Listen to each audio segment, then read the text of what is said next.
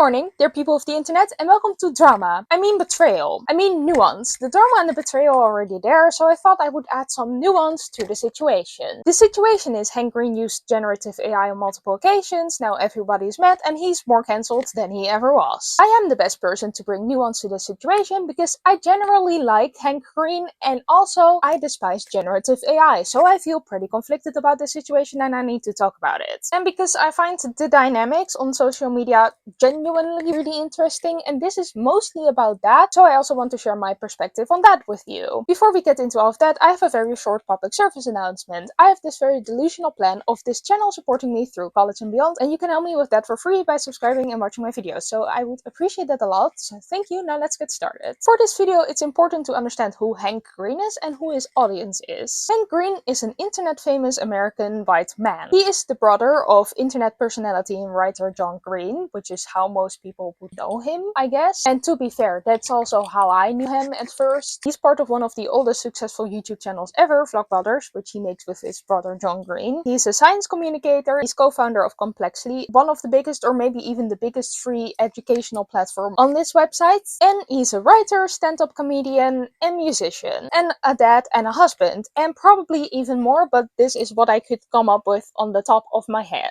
The point is that he does a lot, and I promise I'm not some weird stalker. He talks frequently about this on his podcast Dear Hank and John, which I like to listen to. I guess he's also a podcaster. Well, okay, so he does a lot. That's the point here. And he does a lot of creative things and a lot of educational things mixed together. The fandom around John and Hank Green is called Nerdfight Area, and the people in it are called Nerdfighters. Nerdfighters are people of all kinds of different backgrounds and all kinds of different opinions. I guess education brings a lot of people together. I'm sure that I'm not the only one who have had teachers show them videos of Hank Green in the past. And yes, they even do that in different countries. Because he can explain things so well in a way that's easy to understand. My physics teacher was a big fan of Hank Green, so he showed some videos on occasion. I would assume that nerdfighters have some kind of common ground or common philosophy, because Hank and John Green have built their entire media empire around this, and it's why Complexly is called Complexly. They say it a lot, and that is to imagine humans complexly.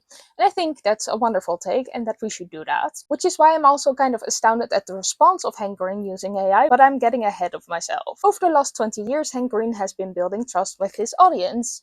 Science communication, which is what he does on his own channel, Hank's channel, leans a lot on this trust. Like, you need to be able to trust someone with the science facts they are telling you. If he would suddenly be sharing a video explaining why the Earth is flat, without any kind of comedic purpose behind it, people would stop trusting him, because we all know that's not true. And we all know that Hank believes that that's not true, I would assume. Similarly, if he suddenly started sharing science facts from an untrustworthy source, people would also stop trusting him. A lot of people in Hank Green's audience don't seem to see ChatGPT as a trustworthy source for science. Or anything, basically. On the 23rd of July of this year, this Reddit post emerged. A diagram Hank used in his new video, "You have never seen a normal star," looks to be AI generated. A few indications being the faint dark pattern texture around the tops and sides of the spheres, the small sphere inside of large sphere context phrase, which reads as very AI-esque, and some of the math just being wrong. Also, just from a meta perspective, I don't think Hank would go through the high effort needed to create this image without AI for a 5-second throwaway diagram.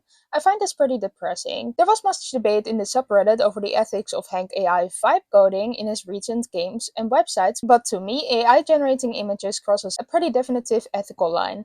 AI image models were trained on the stolen copyrighted materials of essentially anyone who ever posted an image online, and used without compensation or consent. You don't need me to rehash the whole laundry list of reasons AI is bad here, but Hank's pivot into AI usage as someone who's spoken at length about climate change is darkly ironic in my view. Also, just theorizing here, but I think Hank is going to make enough money off this video to have hired a graphic designer real quick to make this image for him. Or, you know, any of the graphics people who work for Complexly. Anything human made would be better than this, because folks, using AI for educational purposes is a bad idea. There are a few weird mistakes in this image. And then this person lists a bunch of math things that I don't think are relevant to understand here because of what follows next. And I don't understand this math, so me reading this to you is going to be not sensible. The rest of the post does exist. It says, "Now this isn't necessarily an indication of sloppy AI math. The inputs could have just been manually rounded by Hank himself.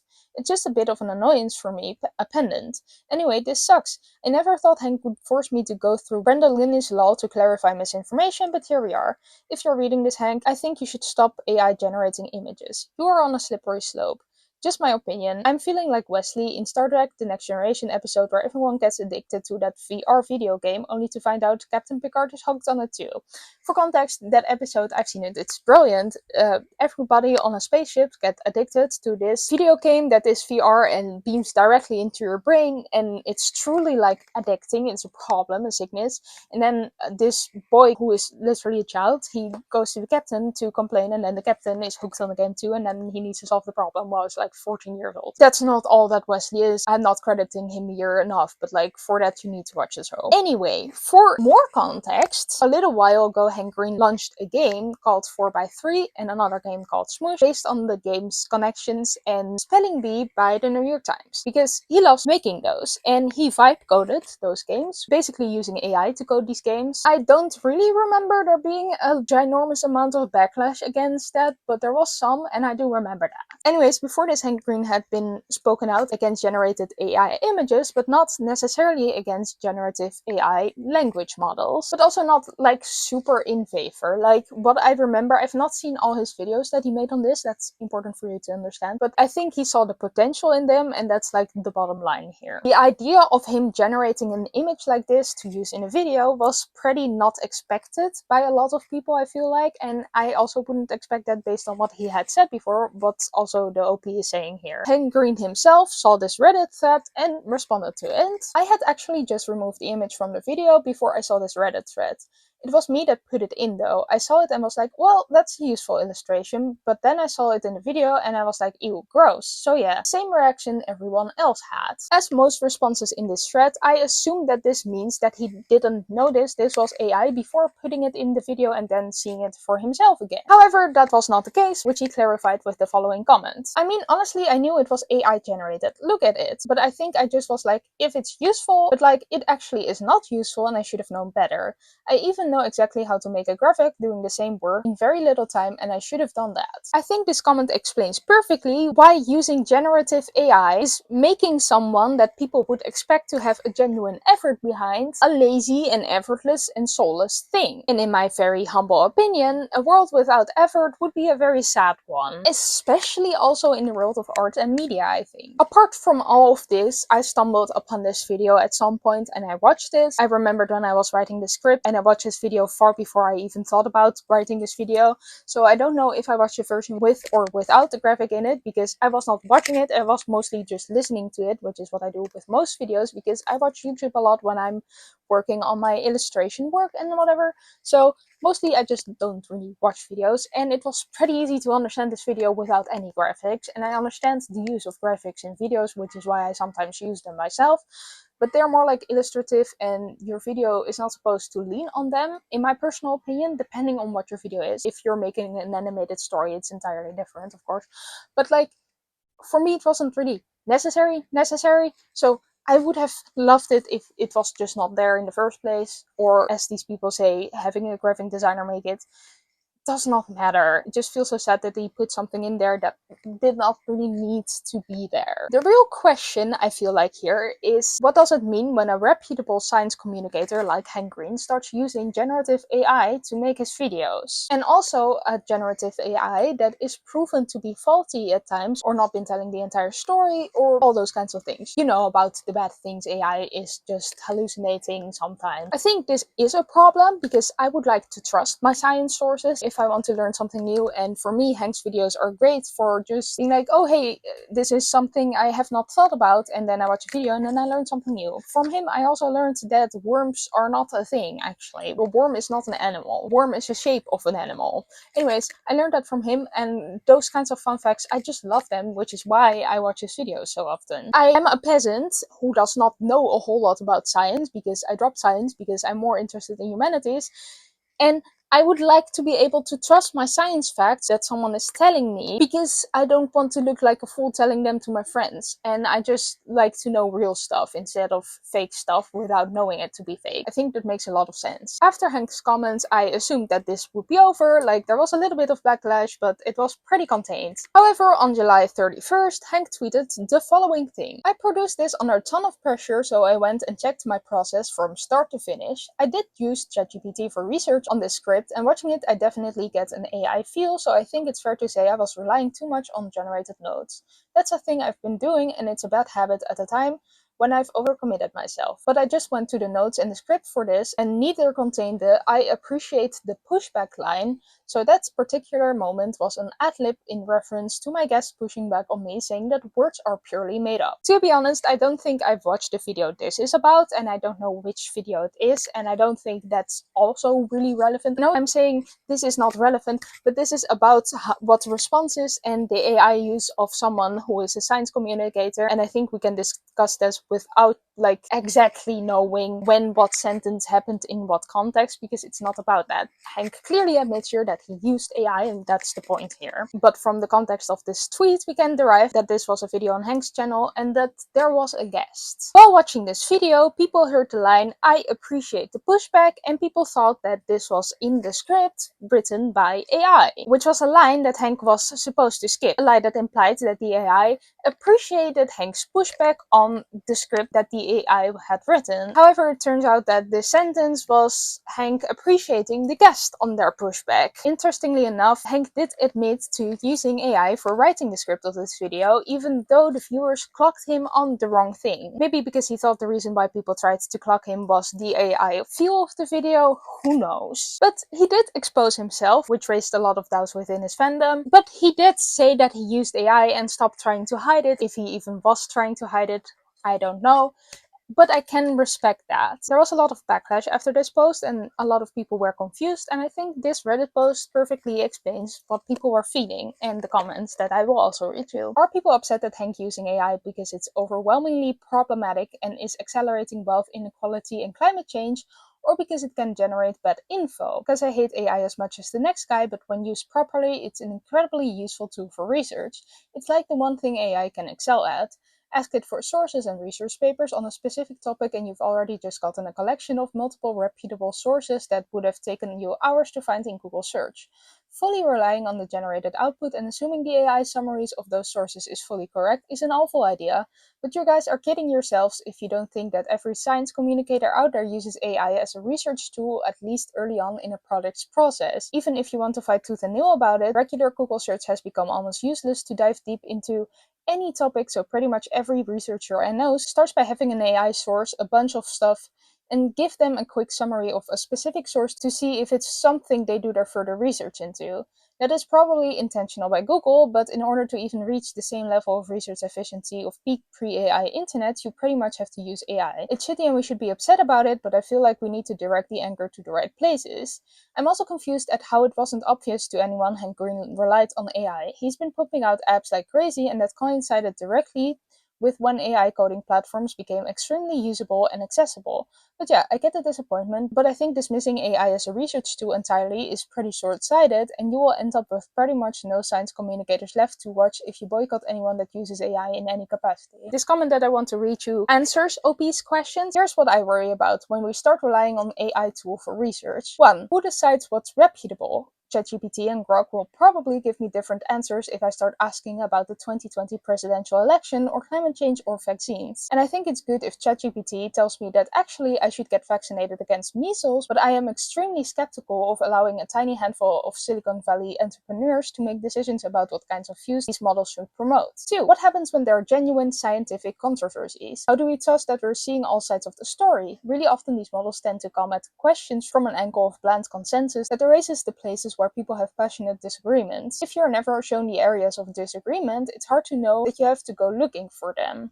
3. It's easy to get the illusion that AI models have access to the entirety of academic publishing, but this is really not the case.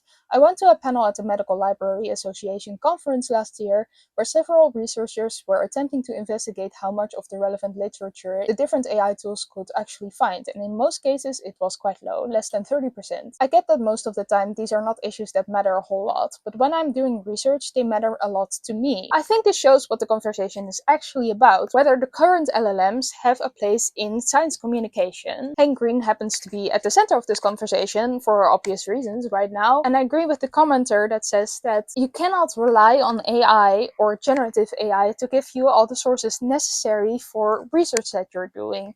And that it can be not necessary to have all those sources if you use your logic and common sense in your brain while writing science communication videos. But I do agree with this, like we cannot trust the AI for research in this way either, because you are not getting the entire story all the times. After this, Hank posted the following on his blog EcoGeek to respond to everything. 3 things to start.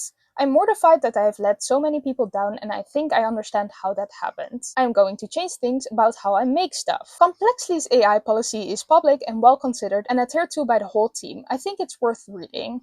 Complexly is the non-profit that makes Crash Course and SciShow and a bunch of other shows that I do not write for.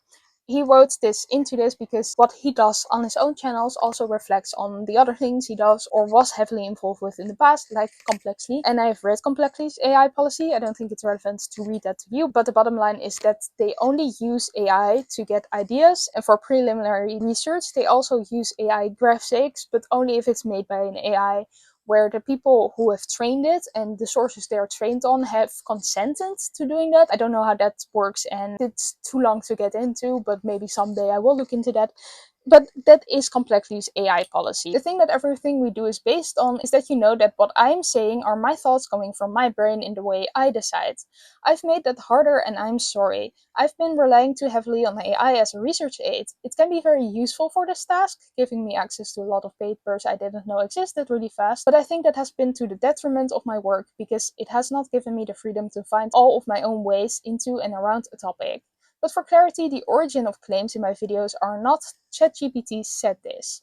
I've been using AI to locate papers and other resources for learning about topics. You are still getting my takes based on what I read, know, and learn. I think what people have said in this thread about me diluting myself is spot on. Ultimately, what I'm most scared of is ruining myself for people, but I have not been managing my impulses well. You need to know that my words are mine. I don't think that this hasn't been true, but I've been moving so fast that my own process isn't actually clear to me, and I want to have it be a guarantee moving forward.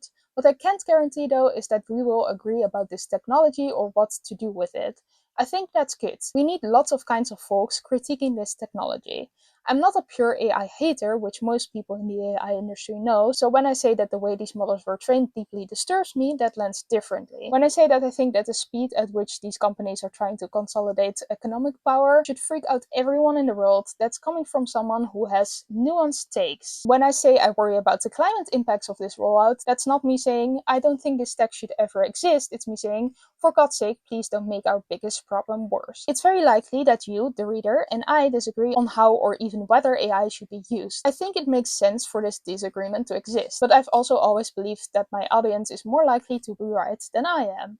You know what this feels like in a way I can't, and I'm so sorry for diluting myself in this way and harming the things that we have all built together. As for the why don't you just make less, no one is making you do this, I'm not sure that's how I work. I've been feeling the pressure of, oh, I have this little video idea, I need to get it out real fast so I can get to the more important stuff, and I create when I feel this pressure. But making more things does not make me make better things. It does not make the big thing that we've been doing for 20 years better. I know that I can manage myself more effectively. I want to make videos like the one I made yesterday on Hank's channel where the writing was the whole thing and I felt it all the way down, and I've been so enriched by the people's responses to it. And sure, I'm probably going to make dumb unscripted straight to the camera thought videos sometimes, and then I'll play connections. But mostly I need to come to terms with the fact that the level of dopamine I've been getting from interacting with LLMs, with doing more and more and more and more, is not healthy for me or good for the world. It is careless and has disconnected me from where people are on this. I was talking about this with Catherine last night, that's his wife, and she did not pull any punches. Frankly, neither did John. Neither of them think I've been being healthy. I need to readjust. So, what changes? Expect less Hank's channel. it may need to pause for a while. It may be that Hank's channel comes back with writing and research support. It may be that it comes back with just way fewer videos. I'm going to spend this time finishing a video I've been working on for ages that I think really matters. 2.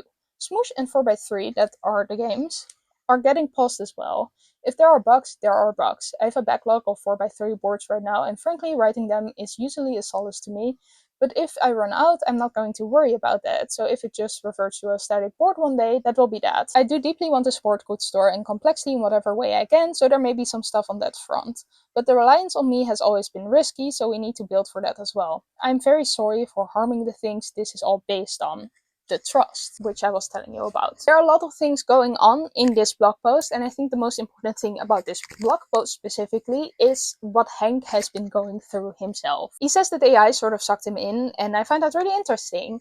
I think that being sucked in by AI like this is unhealthy, and I would assume that Hank, to at least a certain extent, agrees with me on that, as he says almost quite literally, and that's also supported by that he is stopping and rethinking stuff. And I also think this shows one of the dangers with generative AI, because it's a great tool for the productivity culture we have right now in this capitalist society. To be fair to Hank, as he says in the post, the only person that is pushing him to make this much is himself. But in a lot of places, it is not yourself pushing yourself to make more and more and more and more, and to make more and more and more and more profit for someone else. It is your boss, your manager. In a lot of offices, AI has been implemented to speed things up and to make more and do more and have more output and basically more productivity, so the people that are rich can make even more money. Again, to be fair, Hank doesn't have such a manager, it's himself. I'm not sure if this is an ADHD thing, but I can relate to the thing that producing more and more and more and more yourself can give you great dopamine, and I do know that Hank does have ADHD, just like me. And for me, the dopamine hits of just making more and more and more and seeing a finished item is really great and helps me a lot, and that's wonderful. But you don't need to get ahead of yourself and walk past yourself in your morals and your ideals and the quality of what you're making, because that is very important for your mental health as well. So I think this is a danger of AI. Life is not about how much you can do or make in a day, or at least it shouldn't be. The other part of this blog is Hank's views on generative AI, which I find confusing, or maybe I just disagree with him on this. He says that certain parts of generative AI can be amazing, and he also raises the problems with the economic things and that we should be scared of that. I agree with that, and that he hopes it doesn't make our biggest problem worse, climate change, which I also hope, but like we know that it is making climate change worse. Like for sure it's not helping against climate change, it's not helping the world, and AI is demanding more data centers, for example, that require a lot of space and require a lot of resources that we can take, but it doesn't help the world. It does quite literally the exact opposite of that, so we can assume that AI at this moment is actually making that worse. In my opinion, it's hypocritical to say that you're caring about one thing a lot and then proceed to do one thing that is doing the exact opposite of helping this cause, which is what Hank is doing here. However, the other side of this is that in the current world we live in, it's extremely hard to not do that, albeit maybe not the way of generative AI, but definitely with other things. For example, I'm an artist and I love writing in notebooks. This script is written in a physical notebook with a pen on this physical paper situation. This notebook is almost full. As you can see, I have used most of it. I also am an artist and I use a lot of paper to draw and paint and whatever. Now, paper is contributing to deforestation, but we need more forests. So that is bad. I'm not helping that. However, we also know that paper is not the biggest cost of deforestation. Doesn't mean that me using a lot of paper is helping that. No. So those things can exist together, and it's kind of hypocritical for me to care about deforestation, yet also use more paper than the average person probably does. There are countless examples of this concept. I think it's important that we think about as many things as possible when it's about this. Like, me using so much paper is a conscious choice, and I try to not make my ecological footprint even bigger to, I guess, compensate for that, but I still feel kind of bad about it. And I think it's important that we think about these two opposites, which is what Hank is doing with this backlash that he's been getting. And I think this also shows that we can agree to disagree on this. Like, I don't agree with his view on AI, obviously, but also I can see where he's coming from. And it also would be quite delusional to think that generative AI could, in theory, never be helpful. I will get to that. Here's where the social internet comes back in again.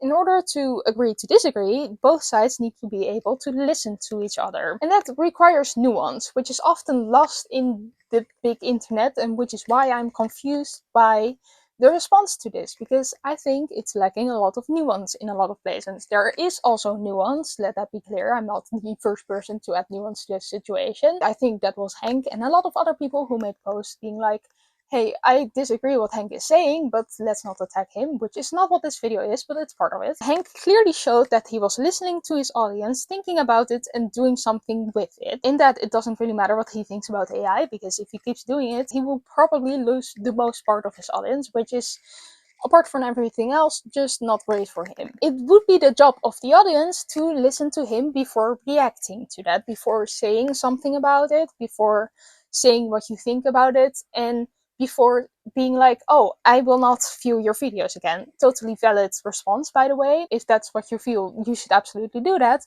But I would invite people to think about it before doing it, to listen before doing that, and then it's okay. You don't need to agree and keep following into forever just because you're listening to him, but at least you can learn something from it, which is important, and maybe even the most important thing about this entire situation. This situation has made me change my view on generative AI. No worries, I'm not suddenly going to use it, because I'm still against that, but I did change my view with the help of Hank Green's blog on the Ego Geek. And the reason why I am not going to use it, because I don't think it has a net positive on the world. That's different with paper, for example, because I think books have a net positive on the world, and I like reading paper books, and I think physical media is really important in this day and age. And writing with your hand is also really important nowadays. Making physical media is really important nowadays, and I think because it's not a leading cause of deforestation, it does not need to not exist. But like, that's a choice. I don't think generative AI has a net positive impact on the world right now, so I don't think I should use it. So I will keep not using it, or trying to not use it as most as I can, and doing my best to avoid it. But for the longest time, I was confused about how I can be so against generative AI, and at the same time, that Data from Star Trek The Next Generation is my absolute favorite character of this show. I was really confused about how these two things can stand next to each other, and why I did not feel any bad vibes from him, even though he is, for context, an android. Data is a sentient android that enjoys painting and making music. There's a lot more to this character, but that's important for this conversation. He's not a walking chatbot, to be clear, but nonetheless, I would be terrified if someone tried to make something like him, or literally him, nowadays, because it would be overpowered and it would be not great. Like, it could be used for so many bad things, and there are too many powerful people in the world who absolutely would use that for bad things. So I don't think anything like Data should exist in this world nowadays, even though I absolutely love the character and who he is, and that includes him being an android. Reading this blog made me realize that generative AI definitely does have potential, and I genuinely think that. However, for it to not make the world significantly worse, I think climate change needs to be solved first before we get into using generative AI. And there needs to be no capitalism anymore. I don't see these two things happening anytime soon, and I don't think generative AI should have a place in the world before that. However, my thoughts are not the leading consensus on this, and I cannot stop it, but that is my view, and it has been slightly changed. I went from generative AI is bad and will always be bad no matter the situation, to generative AI has potential in a world that is not this one. And to be clear, Star Trek The Next Generation, or any Star Trek show, is after capitalism, and when the world is still alive and has trees and everything and is not burning everyone alive. So in that world, these things have been solved. The last thing I want to show you is Hank Green's new AI policy. He wrote it in the description of a video, and in this video he referred to it so people knew it was there. Now, people were also mad at that, because nobody supposedly reads those descriptions. But like, that's a thing where people are mad just for the sake of being mad, because he clearly refers to it. You know where to find it. It's there. You can read it. Stop being mad about things that don't matter like that. Please, thank you. Just so everyone knows, I've been hearing lots of honest critique and thoughtful perspectives on this. It has not been mostly bad-faced nonsense or I support you no matter what. Most of what I'm hearing is that I need to make things in a way that is honest to how I enjoy creating, and that makes it easy for people to know that you're only ever hearing from me. The Hankering AI policy. 1. No portion of any script will be written, edited, or outlined by an LLM. The thesis of a video will always originate with a human. 3. No image or music in a video will be generated by AI. If something is accidentally included, best efforts will be made to remove it. Added at 7:30 p.m. Mountain Time, August 7, after reading through comments. 4. LLM outputs will never be trusted as a source. And this is more of a general policy, but 5. Informational educational videos will contain links to primary sources in the description. I think I do agree with this policy. This feels like it corresponds with what the audience expects from him, and I think this is enough reason to trust Hank's informational videos going forward, which I think is the best thing that could have come out of this. There are probably still a lot of people that are mad, and I think that is okay. Like, again, he betrayed the trust of his audience, and even though it's a silly little internet drama, I think that's important because the internet is in a way part of the real world as well. However, I do hope that these people will keep their anger to the relevant things and not show them in miscellaneous ways, like being mad that is in the description of a video, which I still don't understand why people are mad at that. Like, it's not hard to find. If you search Hank Green AI, this is the first video that comes up. To be clear, this video, my video, is not a video apologizing for Hank Green. That is not my intent with this video. He made a mistake that made him break trust with his audience, and I think that matters. And it's also not his first mistake. Less than a year ago, I made a video about another mistake that he made, about how he was in a SciSo video about knitting, and he made a lot of mistakes in that, which he also apologized for, and it was an entirely different thing from this. I think that is important, because I've also seen a lot of people being like, this is the X amount of time Hank made a mistake, and it's time that I stop following him. And if you feel like that, you can do that. I think that is okay. However, I think it's important to know that the mistakes he makes, yes, he is very prone to making mistakes. I have seen that too. But I think that it's important to know that the mistakes he makes are really different from each other, and that I believe that the way he responds to them shows that he's truly trying to learn from his mistakes and trying to not do it again. And I cannot be sure about this, but I've never seen him make the same mistake twice, and I think that is important. Also, his apology seems genuine and, again, very nuanced, which I absolutely love, as you know, because there's not a lot of that on the internet, and I sincerely respect that, because it's also hard to be honest with people that you really don't really know, like, to care about your audience, which I think should be part of every creator, but I know that it's not. I'm getting immediate flashbacks to the Colleen Hoover ukulele toxic gossip train, victim blaming everyone except for taking the blame herself for things she clearly did, but whatever. A lot of creators can learn from this. Of course, I don't know Hank Green in real life, so I cannot be sure how genuine this is, but it seems pretty genuine. And again, he has not made the same mistake twice, as far as I know. So I think that is a good thing. To end this video, I want to tell you my own AI policy, even though I already kind of did. I will read it to you from my handwritten notebook, where I hand-wrote it myself. I try my best to avoid it being a generative AI. No LLM will be consulted in any part of all my creative processes.